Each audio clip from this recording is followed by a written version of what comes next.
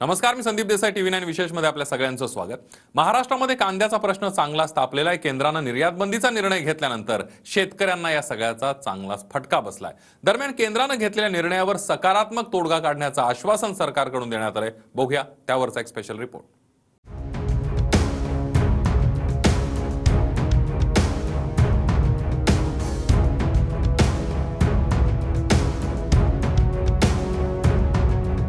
केंद्र सरकारनं कांदा निर्यातीवर निर्बंध लागू केल्यानंतर कांदा उत्पादक शेतकरी चांगलाच संकटात सापडलाय। केंद्राने घेतलेल्या निर्णयानंतर राज्यातील शेतकरी आणि व्यापारी वर्ग आक्रमक झाला।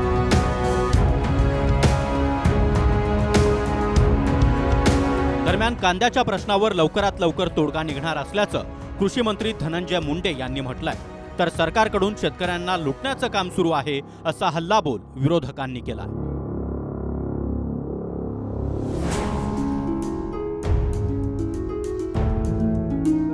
खऱ्या अर्थानं हे सगळ्या गोष्टी समोर आल्या। परवा दिवशी हा निर्णय झाला।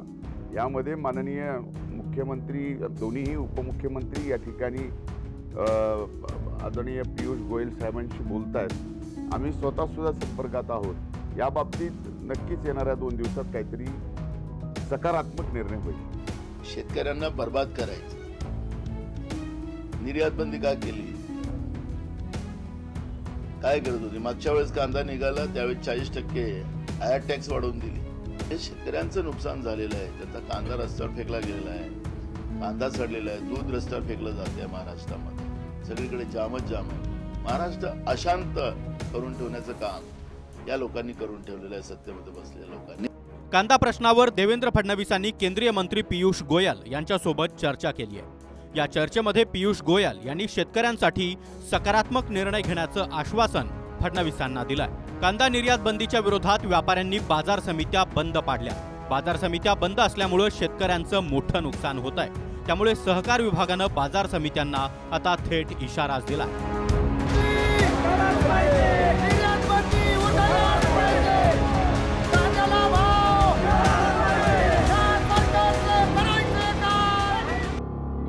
सलग 3 दिवस बाजार समित्या बंद राहिल्यास परवाने रद्द होणार। लिलावामध्ये सहभागी न होणाऱ्या व्यापाऱ्यांचे परवाने रद्द करणार।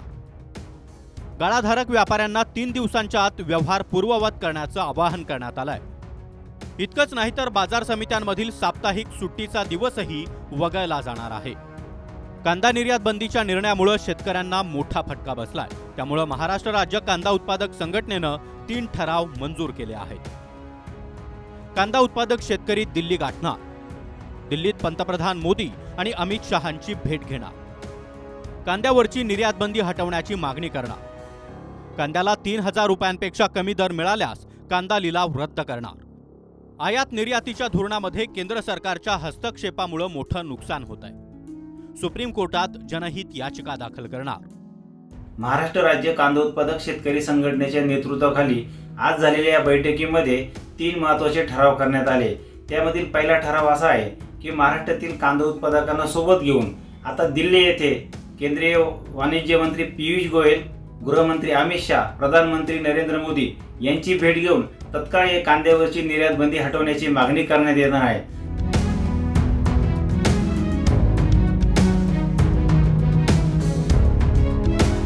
कांदा निर्यात बंदीच्या प्रश्नावरून नाशिकमधील शेतकरीही चांगलेच आक्रमक झाले। शेतकऱ्यांनी केंद्रीय राज्यमंत्री भारती पवार यांच्या घरावर मोर्चा काढला होता। मात्र भारती पवारांनी फोनवरून शेतकऱ्यांसोबत संवाद साधला आणि दिलेल्या आश्वासनानंतर मोर्चा मागे घेण्यात आला।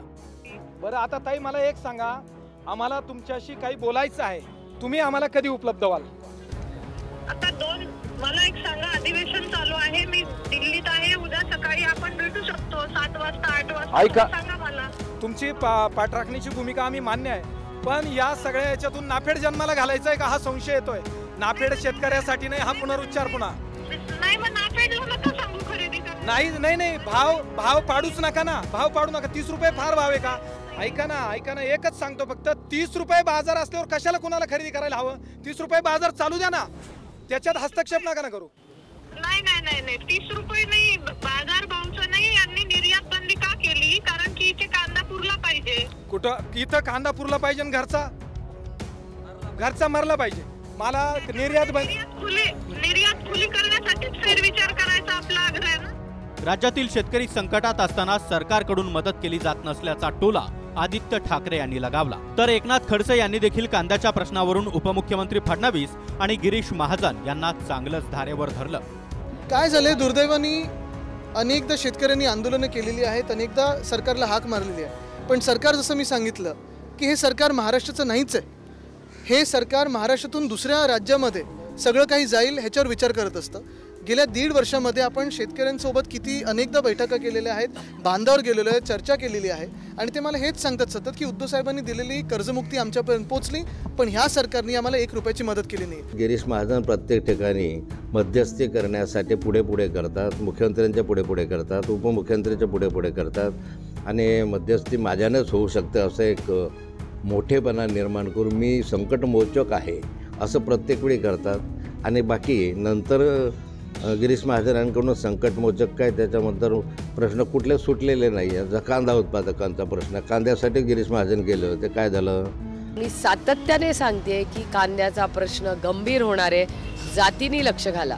या देशातले सगळ्यात मोठे उद्योगपती ही 40% टॅक्स भरत नाही, पण आमचा कष्ट करणारा काळ्या मातीशी इमान राखणाऱ्या शेतकऱ्याला 40% टॅक्स भरावा लागतो। त्याचा मी जाहीर निषेध करते आणि पुढच्या आठवड्यात मी पार्लमेंटमध्ये पूर्ण ताकदीने हा मुद्दा मांडणार। केंद्र सरकारनं कांदा निर्यात बंदी केल्यामुळे महाराष्ट्रातील शेतकऱ्यांना याचा मोठा फटका बसलाय। कारण महाराष्ट्रामध्ये 30% कांद्याचं उत्पादन होतं, मध्य प्रदेशामध्ये 16%, कर्नाटकात 9%, तर गुजरातमध्ये 9% कांदा उत्पादन घेतलं जातं। 2021च्या आकडेवारीनुसार भारतामध्ये 26.6 लाख मेट्रिक टन कांद्याचं उत्पादन झालं, ज्यामध्ये सर्वाधिक वाटा महाराष्ट्राचा राहिलाय। म्हणूनच केंद्राच्या निर्यात बंदीची सर्वाधिक धग ही महाराष्ट्राला बसतीये।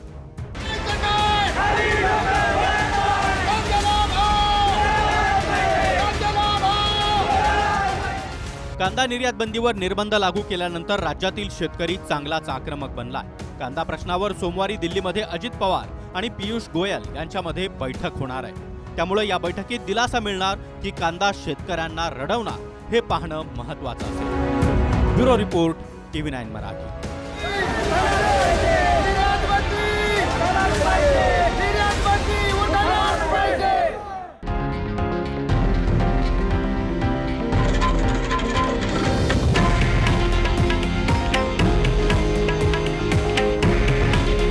हे आहे देशातील नंबर 1 न्यूज नेटवर्क आणि आपण पाहत आहात TV9 मराठी।